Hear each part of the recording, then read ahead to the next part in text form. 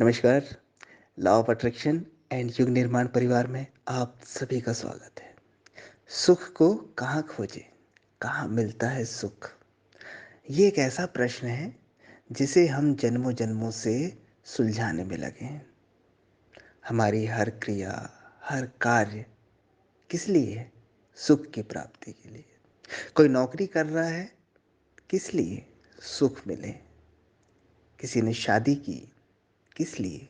सुख मिले। कोई अपने बच्चों को पढ़ा रहा है, लिखा रहा है, किस लिए? ताकि बच्चे आगे बढ़कर अपना नाम करें और उससे हमें सुख मिले। तो हर चीज़ में व्यक्ति की सुख की कामना जुड़ी है, सुख की भावना जुड़ी है। कोई भी दुखी होने के लिए कुछ भी नहीं कर रहा है। हर चीज़ सुख के उद्देश्य के साथ की जा रही है, लेकिन सुख मिल नहीं रहा है। बस तो मिलेगा कैसे? सुख को जब तक आप वस्तुओं में, किसी घटना में, किसी व्यक्ति में ढूँढेंगे, नहीं मिलेगा। सुख को जब भी अस्थायी चीज़ों में आप ढूँढने को जाएँगे, नहीं मिलेगा और मिलेगा तो भी टेम्परेरी मिलेगा। अगर बहुत अच्छे-अच्छे कपड़े पहनने से सुख मिलने लगता, आप आनंदित होने लगते, तो जितने कपड़ों के विक्रेता थे या जितने कपड़े बनाने वाले थे, वो तो सुखी हो गए होते, क्योंकि वो तो कपड़ों से घिरे हुए हैं। या बहुत अच्छा भोजन कर लेने से, मिठाइयाँ खा लेने से अगर सुख का संबंध होता तो जिनकी दुकानें हैं, बड़ी-बड़ी प्रतिष्ठान हैं, वो सब सुखी हो गए होते। लेकिन वो भी सुखी नहीं हैं और आप भी सुखी नहीं हैं। सुख को जैसे ही हम किसी चीज़ से जोड़ देते हैं, किसी चीज़ से आइडेंटिफ़ाई करके हम सुख को लेना चाहते हैं, बस सुख वहीं गायब हो जाता है। वास्तव में सुख आप ही हो। जिस चीज़ की आप खोज कर रहे हो ना, वो आप ही हो, लेकिन आप उसे कहीं और ढूँढ रहे हैं। मृग तृष्णा, मृग मरीचिका यही है और ऐसा आप अभी नहीं कर रहे हैं, ऐसा आप जन्मों-जन्मों से कर रहे हैं। कभी आप देखते हैं ना कि बचपने में कोई चीज़ें ऐसी होती थी, छोटी-मोटी गलतियाँ, उस समय आप बड़े सीरियस हो जाते थे। अब उन चीज़ों पे आपको हँसी आती है। अरे यार! बचपने में देखो क्या करते थे, आज उन चीज़ों पे हँसते हैं।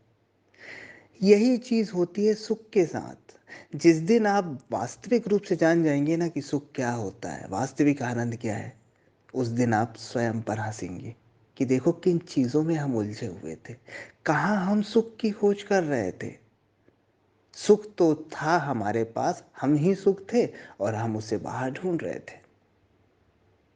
सुख को ढूँढने का मतलब है दिया लेकर सूर्य को ढूँढने निकलना। दिए को एक तरफ रखिए भाई, सूर्य उपलब्ध है।